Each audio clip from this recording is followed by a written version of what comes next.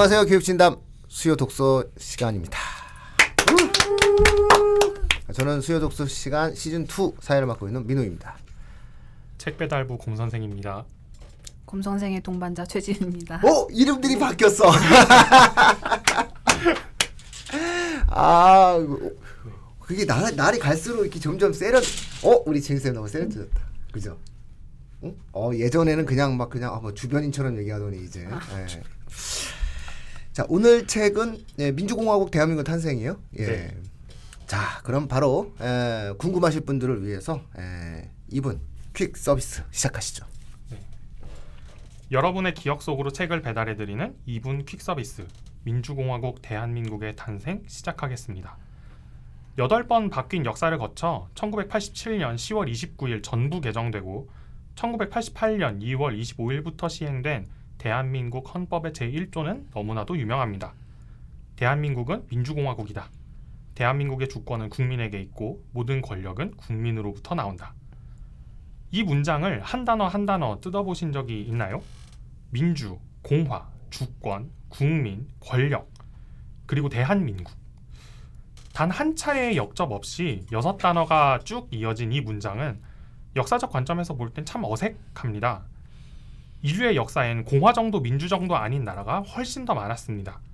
민주정이지만 공화정이 아니었거나 반대로 공화정이지만 민주정이 아닌 나라도 있었고요. 국민의 일부만 주권과 권력의 원천으로 인정하는 나라도 있었습니다. 한반도는 역사시대 대부분이 왕에게 주권을 부여한 정치체제의 지배 아래 있었습니다. 그런 지역이 짧게는 100년, 짧게는 10년, 길게는 100년에 걸쳐 이 6개의 구슬이 느슨하게 꿰어져서 작품으로 만들어진 것입니다. 우리는 그 과정이 순탄하지만은 않았을 거라고 충분히 예측할 수 있습니다. 이념을 배우러 외국어를 익히고 외국 문물을 배워야 했고 왕정이 자연스럽다는 역사적 경험에 맞서야 했으며 구시대의 체제에 알맞게 만들어진 정치경제적 힘의 구조를 바꿔야 했습니다. 즉 민주공화국의 시민으로서 성장하도록 우리 스스로를 훈련시켜야만 했다는 것입니다. 민주공화정의 개념의 소개에서부터 민주공화국에 관한 일제강점기 독립운동가들의 비전, 나아가서 민주주의적 형식의 첫걸음인 선거에 이르기까지 우리의 할아버지 할머니들은 민주시민이 되기 위해 어떤 길을 밟아왔을까요? 김육훈의 민주공화국 대한민국의 탄생에서 확인하시죠. 이게 뭐 참 영화가 떠오르네요. 여러 영화들이 있죠. 여러 영화들이 있습니다. 뭐 저는 송강호 씨 주연 변호인. 뭐 헌법이 언급되는 거는 뭐 그게 가장 많은 국민들에게 뭐 뇌리에 사로잡혀 있겠죠.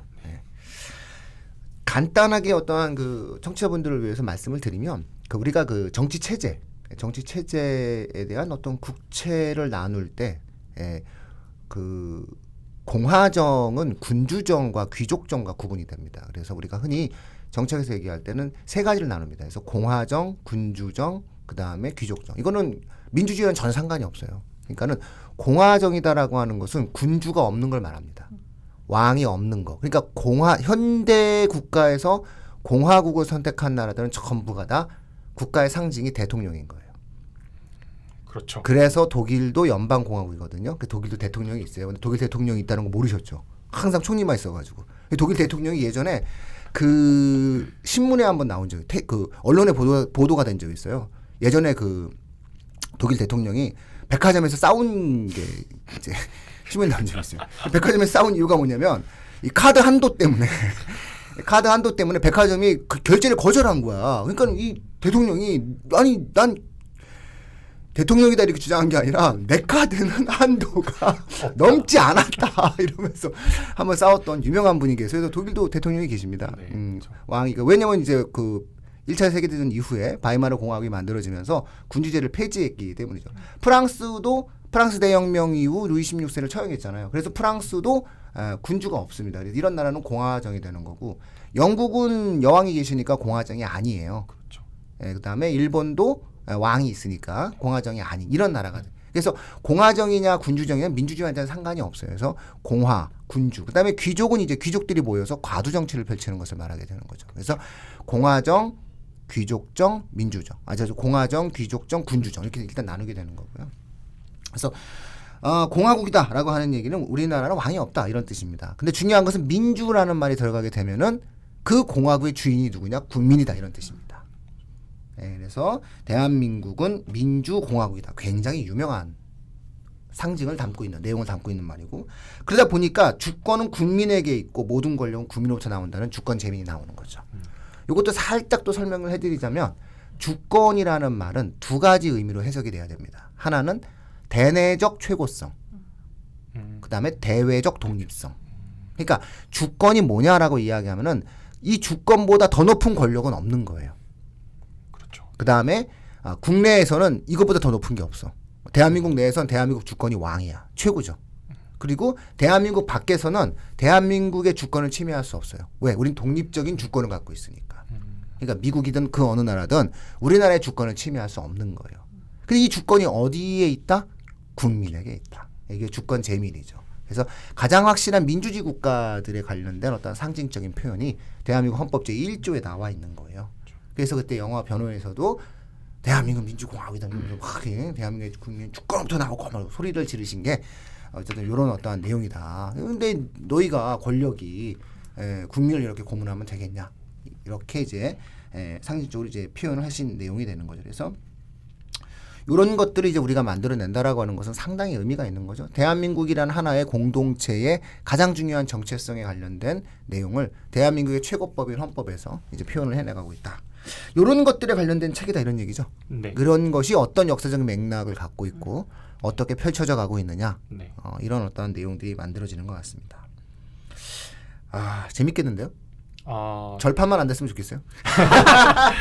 이 절판 위기에 놓인 책인데 이거 좋은 책은 다 절판이 돼서 문제예요. 또 특히 저자인 이 김육훈 선생이 역사교사세요. 그래서 철저하게 이제 중고등학생들이 조금 더 심화 학습할 수 있는 그런 내용을 이제 담는 걸 이제 컨셉으로 만들어진 책이거든요. 네.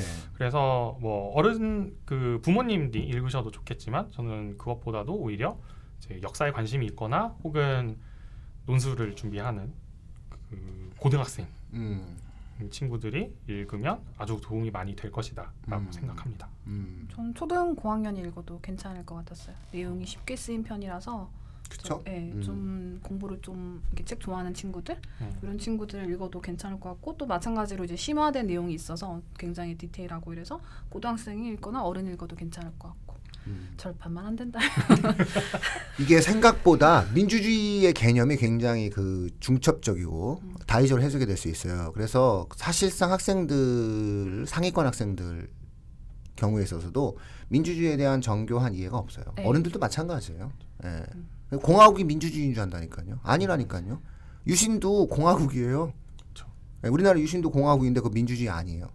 히틀러 공화국이었어요. 하지만 민주주의 아니거든요. 민주주의라고 하는 것은 철저하게 국민에 의한 지배를 받고 국민에 의한 지배가 시스템적으로 보장된 그런 어떠한 체제를 말하게 되는 거거든요. 그래서 그런 맥락에서 민주주의 관련된 어떤 이해들을 좀 학생들이 정확히 할 수 있고 그것을 가지고 이제 교과의 여러 영역 속으로 활용해 나갈 수 있는 그런 어떤 역사적인 시간적인 형태까지 우리 역사에 맞춰서 진행한 거기 때문에 사실상 효용성이 굉장히 높은 책인데 좀 잘 읽었으면 좋겠다 이런 생각이 좀 드네요. 이제 이런 거 읽다 보면 이제 역대 대통령 중에서 누구 좋은지 이제 인기 투표도 하고 그렇게 되는 거죠. 자, 그럼 이제 넘어갑시다. 이종 보통 키워드 시간 넘어갑니다. 자, 이종 보통 키워드 어떤 걸로 뽑으셨습니까? 네, 제가 꼽은 이종 보통 키워드는 헌법 제1조입니다. 대한민국의 헌법만 들여다보게 되면 다른 나라는 또 어떤지 이런 궁금함도 생기더라고요. 그래서 봤는데 저는 약간 그 속된 말 국뽕이나 그런 것 때문인지 대한민국이 제일 괜찮아 보이는데 일단 한번 살펴보도록 하겠습니다. 일단 대한민국은 아까 말씀하셨다시피 민주공화국이다. 네. 대한민국의 주권은 국민에게 있고 모든 권력은 국민으로부터 나온다. 이거고요. 일단 북한을 일단 먼저 같이 가져와봤습니다. 조선민주주의 인민공화국은 전체 조선인민의 리익을 대표하는 자주적인 사회주의 국가이다. 네. 뚜렷하죠. 그래도 뭔가 명시적으로. 네. 일본 같은 경우에는 천황은 일본국의 상징이며 일본 국민 통합의 상징으로서 그 지위는 주권을 가진 일본 국민의 총의로부터 나온다. 일본 같은 경우는 저는 그 천황이 먼저 나온다는 점, 음. 이 사실 그렇게 좋게 보이진 않더라고요. 또 그쪽 국민들 상은 모르겠지만. 왕이지 우리 입장에서 봤을 때. 이거 저 백제에게 칠지도 받았던 왕이에요. 네. 그냥 왕. 일본 왕. 네. 그다음 미국은 수정헌법으로 유명하죠. 연방 의회는 국교를 정하거나 자유로운 신앙 행위를 금지하는 법률을 제정할 수 없다. 언론 출판의 자유나 국민이 평화로이 집회할 수 있는 권리 및 불만 사항의 구제를 위하여 정부에게 청원할 수 있는 권리를 법률로 제한할 수 없다. 자유라는 개념이 저는 굉장히 강하게 느껴지는 그런 일조였던 것 같고요. 중국입니다. 중화인민공화국은 노동자 계급이 지도하고 노동자 농민연맹을 기초로 하여 인민민주전체 정치를 하는 사회주의 국가이다. 사회주의 제도는 중화인민공화국의 근본 제도이다. 이거 저 말도 중에 죄송한데 네, 저도 일단 지금 아직 눈으로 확인한 건 처음이거든요. 중국이요. 네. 네. 충격이네. 저도 그래요. 근데 저도 충격인데? 이번에 중국은 처음 봐서. 중국 충격입니다. 네. 이거 살벌하네. 마르크스 레닌주의에 입각한 프롤레타리아 독재 이론을 그대로 적용한 헌법 체제 갖고 있네. 시장 경제가. 전제 정치라고 하는 건 뭐냐면요. 제한을 두지 않는다는 뜻이거든요. 그러니까 노동자 농민이 제한 없이 정치하는 거예요. 노동자 농민 아니면 안 돼. 이렇게 되는 거거든요. 노동자 계급이 지도한다라고 하는 것은 계급 지배를 선도한다는 거니까, 그러니까 중국 공산당이 아마 독재 정치를 펼치는 것에 대한 확고한 헌법적 근거가 여기는 보장이 되어 있는데요. 상대적으로 북한이 굉장히 부드러워 보이는 중국을 보고 나면. 그렇죠. 북한이 좀 낫네. 중국보다. 상대적으로. 북한은 전체 조선인민 전체라고 얘기했죠. 전체. 근데 여기는 노동자 농민만이야. 뭐 이러면서 노동자 계급이 지도한다라고 표현을 하는 거니까 훨씬 더 그 헌법적 측면에서 본다라고 했을 때는 공산당에 대한 어떤 지배 체제에 대한 내용들을 보다 더 분명히 갖고 있을 것 같아요. 예. 다음은 독일입니다. 인간의 존엄성은 침해되지 않는다. 모든 국가 권력은 이 존엄성을 존중하고 보호할 의무를 진다. 이 불가침, 불가항의 인권을 세계의 모든 인류 공동체 평화 및 정의의 기초로 인정한다. 독일 네. 멋있어. 독일 인류가 들어간다는 점이. 인류 들어가고 네. 뭐 인간이 먼저 나오잖아요. 국가보다 더 중요한 것은 인간의 존엄이다라는 거죠. 국가 공동체에도 한 명의 인간의 존엄함보다 그것을 보호하는 데 목적이 있다는 거잖아요. 역시 근대 헌법의 어떠한 태도를 만들어내는 나라답습니다. 네, 다음은 프랑스입니다. 프랑스는 불가분적, 비종교적, 민주적, 사회적 공화국이다. 출신, 인종 또는 종교에 따른 차별 없이 모든 시민이 법 앞에서 평등함을 보장한다. 프랑스는 모든 신념을 존중한다. 여기도 멋있네. 여기도 프랑스 대혁명이 일어난 나라답게. 좀 분위기가 있는 것 같아요. 그 그렇죠. 헌법마다. 예. 불가분적이라고 하는 나라는 이제 공동체에 대한 강조성, 그리고 비종교성이라는 것은 이제 역사상 아비종 사건이라든가 이런 것들이 워낙 많아서 생기는 거고, 다양성 꼭이죠. 톨레랑스라고 하는 문화를 굉장히 많이 갖고 있었기 때문에 어떠한 그 모든 신념을 존중한다라고 하는 다원성 이런 것들이 이제 프랑스 헌법 속에 표현되어져 있네요. 마지막은 영국인데 영국은 엄격히 말하면 헌법이 없습니다. 네, 대부분은 일반적인 복수의 법률 형태로 헌법에 해당하는 조문들을 구성하고 있고 성문법 형태가 아닌 그 외의 사항은 관습 헌법에 따른다고 합니다. 근데 웃긴 건 저는 이게 정작에 자기들의 그 식민지였던 호주 헌법은 또 만들어줬다고 하더라고요. 그래서 이 점이 굉장히 흥미로웠습니다. 관습으로 뭔가를 처리하는 나라는 자신이 있는 거예요. 사회 시스템적으로. 충분한 관행과 경험을 통해서 네, 만들어진 맞아요. 불가역적 사회 시스템을 갖고 있다라고 하는 뜻이기도 하겠죠. 멋있네. 우리나라가 꽤 제일 멋있습니다. 그렇죠. 우리나라는 네. 싸움을 통해서 만들어낸 게 티가 나. 그렇죠? 그리고 우리는 깔끔해. 누구 건지만. 우리는 주인이 누군지를 일단 밝혀. 이런 거. 그렇지. 이 공동체의 주인이 누군지를 밝혀야지. 자, 좋아. 이종 보통 키워드 우리 곰쌤은 네, 제가 선정한 키워드는 독립운동입니다. 예. 민주주의 얘기할 때 왜 갑자기 독립운동이냐 싶으실 텐데 작년이 2019년이었죠. 그래서 만세운동이 일어난 지 정확히 100년 네, 되는 그렇죠. 해였습니다. 그래서 제가 친구들한테 막 농담하고 좀 제 개인적인 페이스북 계정에 막 포스팅 같은 것도 하고 그랬어요. 올해는 2019년이 아니라 민국 100년이다. 이러고 다녔는데 이제 이렇게 이야기하는 게 뭐 그렇게 어색한 전통이냐 뭐 그렇지 않거든요. 우리 책에서 나오는 것처럼 신해 혁명 이후에 음흠. 대만 같은 경우에는 연호를 민국 몇 년 이렇게 쓰고 있어요, 실제로. 네. 그래서 그 대만에서 출판되는 책들 맨 뒤에 보면은 이제 우리 서기로 안 써 있고 민국 몇 년 출판됨 이런 식으로 써 있거든요. 그렇죠. 손문이 홍콩에서 이렇게 그래서 사천 분주로 건배하면서. 그래서 뭐 이게 그렇게 뭐 뜬금없이 제가 막 이야기하는 그런 것은 아니었다라는 거고요. 제가 민국 100년이다라는 걸 중요하게 생각하는 이유는 이 만세운동이라고 하는 게 제가 생각했을 때 실질적으로 우리나라의 민주주의의 출발점이 아닌가라는 생각이 들었기 때문입니다. 몇 가지 측면에서 볼 수 있는데 일단 부당하게 자신들을 차별하는 이 일본 제국 정치 체제에 대항하기 위해서 시민들이 스스로를 조직했다라는 측면이 있고요. 그리고 운동이 어떤 특정 몇몇 지역과 계층에 국한되지 않고 전국적으로 퍼졌다라는 게 있고요. 그리고 결정적으로 그 운동에 참여한 사람들이 이제 동일한 목표, 그러니까 한국의 독립이라는 동일한 목표를 갖고 평등한 주체로서 운동에 참여한 사람들이 서로를 평등한 주체로서 서로를 인정하는 모습을 보여줬다는 점에서 근대적인 의미의 민주주의적인 시민운동의 출발점으로 볼 수 있겠다라는 면에서 이 민국 100년이라고 부르는 게 이제 만세운동으로부터 시작하는 게 이제 틀리지 않다. 정치 사상적으로 분명히 의미가 있다라는 생각이 들었습니다.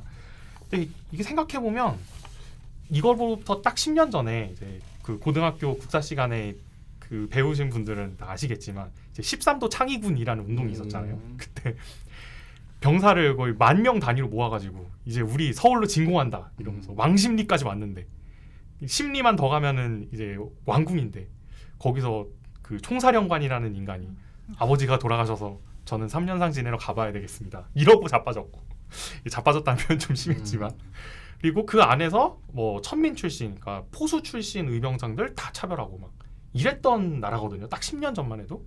근데 10년 이후에 이런 종류의 근대적 시민운동으로 볼 수 있는 어떤 대대적인 독립운동이 있었다라는 것이죠. 그래서 이 변화가 굉장히 급격한데 이 변화의 와중에 어떤 일들이 있었는지가 이 책에서 굉장히 충실하게 잘 다뤄지고 있습니다.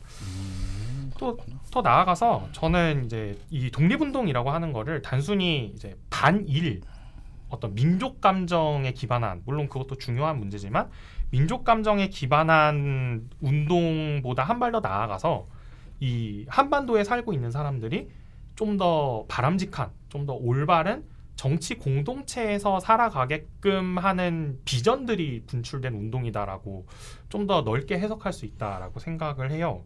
그래서 그 비전들을 경쟁한 사람들이 우리가 이제 흔히 독립운동가라고 부르는 사람들이고 또 그 독립운동가들의 의견에 호응해서 사람들이 자기 스스로를 조직하고 정치적 주체로서 각성하는 계기가 된 게 이제 만세운동이기 때문에 이 시기를 민주주의의 출발점이라고 잡을 수 있을 것 같고 그 결과가 이제 우리가 다 알고 있는 임시정부의 수립 그리고 임시정부 수립과 함께 만들어진 임시정부 헌장의 1조에 들어간 이 말이죠. 대한민국은 민주공화국이다. 네. 예. 그래서 이 민국 100년, 이제 올해는 101년이죠. 네, 민국 101년을 기념하는 의미에서 이 책을 한번 읽어보시고 또 이 책을 통해서 제가 앞에서 소개할 때 말씀드렸던 이 6개의 구슬 민주, 공화, 주권, 국민, 권력, 대한민국이라는 이 6단어가 어떻게 그 역접 없이 하나로 묶일 수 있는지 살펴보실 수 있지 않을까라고 생각합니다. 민주주의의 출발점은 뭐 동학으로 보시는 분도 계시고요. 개인적으로. 그다음에 이제 공식적으로는 1884년 갑신정변 시민혁명이다. 뭐 이렇게 보시기도 하시죠. 네. 근데 이제 민국 100년의 개념은 그 우리나라 이제 헌법 제1조인데 헌법 제1조 위에 헌법 전문이 있어요. 그쵸. 근데 그 헌법 전문에 뭐라고 나왔냐면 대한민국은 3.1운동으로 건립된 대한민국 임시정부의 법통을 계승하고라고 나옵니다. 그러니까 친일파와는 상종하지 않는 나라예요, 우리나라가. 그래서 이게 정해져 있는 우리나라는 애초에 그렇게 했다니까요. 그래서 그 3.1운동으로 건립된 대한민국 임시정부의 법통을 계승한 나라가 대한민국이에요. 그러니까 당연히 대한민국 설립은 3.1운동 이후 임시정부니까 100년이다 이렇게 나오는 거죠. 그래서 민국 100년 역사운동은 그렇게 만들어졌던 거고 이걸 부정하고 싶은 사람이 1948년으로 보는 거예요. 그래서 한때 이마트에서 건국 몇십 주년이라고 얘기했을 때 이제 이마트 가기 싫더라고요. 그게 이런 내용이 아니 왜 아니 우리나라 헌법을 왜 부정하지? 저 마트는 왜 부정하는 거야? 이러면서 사람들이 막 싫어했던 이유가 왜 그러지? 라고 하는 내용들이 만들어졌던 것 같습니다. 자, 그럼 이제 넘어가서 아이랑 투게더 시간입니다. 자, 아이랑 투게더. 이 책을 읽고 아이랑 뭘 하죠? 네, 제가 가서 애들이 일단 읽었다 치고. 네.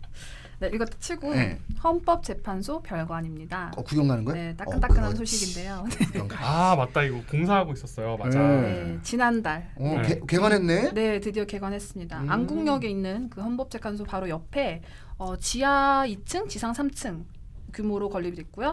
전시관, 민원실, 도서관 등 있는데 1층 전시관을 아이들이랑 보기 굉장히 좋을 것 같았어요. 6개 존이 있는데 사실 저는 이거 조사하면서 제가 가보고 싶더라고요. 이렇게 활동 이런 거 좋아서 일단 환영존이 있는데 첫 번째 환영존에서는 헌법과 헌법재판 연관 단어, 헌법 조항 등으로 디자인한 헌법재판소 휘장을 볼 수 있습니다. 네, 귀티 나더라고 아직 새 거라서 네, 이뻐요. 무궁화 이렇게 돼 있고. 그다음 헌법존에서는 헌법의 가치와 의미를 소개하고 역사 속의 헌법 재개정사가 남아 있습니다. 그다음에 헌법재판존인데요. 여기서 좀 배울 게 많을 것 같아요. 위헌법률심판, 탄핵심판, 정당해산심판, 권한쟁의 심판, 헌법소원심판 등 5가지 헌법재판의 절차를 알 수 있고 이런 거 재밌어요. 최초로 접수된 사건, 사건명이 가장 긴 사건, 네, 이런 게 나와 있다고 하네요. 재밌는데. 그다음 네 번째는 헌법재판소 존이 있고요. 헌법재판과 절차, 대한민국 헌법재판소의 활약상 등을 볼 수 있습니다. 그다음에 5번째는 주요 결정존, 사회적 관심이 높았던 사건을 애니메이션 등으로 만나볼 수 있는 인터랙티브형 주요 결정을 할 수 있다고 합니다. 그다음 마지막에 헌법체험존인데요. 이런 과정을 다 훑고 나서 이제 아이들이 좀 즐길 수 있는 그런 곳인 것 같아요. 재판관이 직접 되어서 위헌 합헌 선고를 해보는 내가 재판관이라면, 그다음에 스피드 게임 및 사건 분류 게임으로 최고의 헌법 마스터가 되는 도전 헌법 마스터. 네, 그다음 행복한 세상을 위해 지켜나갈 약속이나 중요한 가치를 나만의 헌법으로 만들어 종이를 출력할 수 있는 나만의 헌법 만들기 체험. 그다음에 대신 판정, 백송 청사 등 헌법재판소를 배경으로 법복을 입고 이거 기념 촬영. 이걸로 끝났네. 이것만 읽으면 되지. 뭘 자꾸 길게 다 읽어가지고 지금 방송을 길게 만드는 거예요 지금. 이메일로 자신의 이메일로 사진을 받을 수 있는. 끝났. 뭐 자꾸 길게 읽어. 길게. 안국역이고 포토존 있다. 이것만 해주면 되지. 뭘 길게 읽었어요. 저는 내가 재판관이라면 이런 거 재밌을 것 같아요. 일단 요거. 저도 내가 재판관이라면. 됐어. 이 시대의 트렌드를 읽지를 못해. 안국역이고요. 포토존 있습니다. 법복 입으십니다. 법복. 근데 지금은 그 코로나 때문에 아직 방문 및 견학이 당장 되진 않고 추후에 별도 공지가 있다고 합니다. 공지에서 딱 되시면은 그 위쪽으로 올라가게 되면 저기 삼청동 길이잖아요. 거기 떡볶이 맛있는 집도 있고요. 뭐 맛집 여러 개 있습니다. 라면 되게 맛있는 집 있고, 그다음에 김밥 맛있는 집 있고. 말씀하시고 댓글 쭉 올리시면은 제가 어느 집인지 쭉쭉쭉쭉쭉 알려드릴게요. 남도 한정식 좋아하시는 분은 저쪽으로 이렇게 넘어가시면 돼요. 그래서 거기도 구경하시고 얼마나 좋아. 법복 입고. 자, 그다음에 또 구경하신 다음에 이제 정독도서관에 가셔서 그렇죠. 정독도서관 이거 다 그 구조 좀 편해요. 놀기도 좋고 이뻐요. 가끔씩 책 보면은 정말 행복합니다. 거기서 뭐 책 보라는 거예요? 네, 이 책 민주공화국 대한민국의 탄생을 보시면 되겠습니다. 네. 그렇죠. 자, 마무리 짓도록 하겠습니다. 자, 마무리 지어주시죠. 네, 제가 이제 아이랑 투게더 준비한 거는 뭐 다른 거 필요 있습니까? 그냥 대한민국 헌법 전문 처음부터 130조 끝까지 한번 쭉 읽어보시면 어떨까 생각합니다. 어려운 일입니다. 어렵지만 아주 이제 감동적이고 뭉클한 문구들로 가득하니까 한번 읽어볼 만한 가치가 있다고 생각하거든요. 자, 그럼 4번 읽어주셔야죠. 네, 바쁘게 한번 가보겠습니다. 교육진담 수요독서 코너는 청취자 여러분과 함께 가볍게 하지만 꼼꼼하게 책을 읽어나가는 방송입니다. 여러분의 손길에서 책장을 넘기는 소리의 숫자만큼 댓글, 좋아요, 구독하기, 알림 설정, 링크 공유 부탁드립니다. 네, 수요독서 시즌 2 마치도록 하겠습니다. 감사합니다.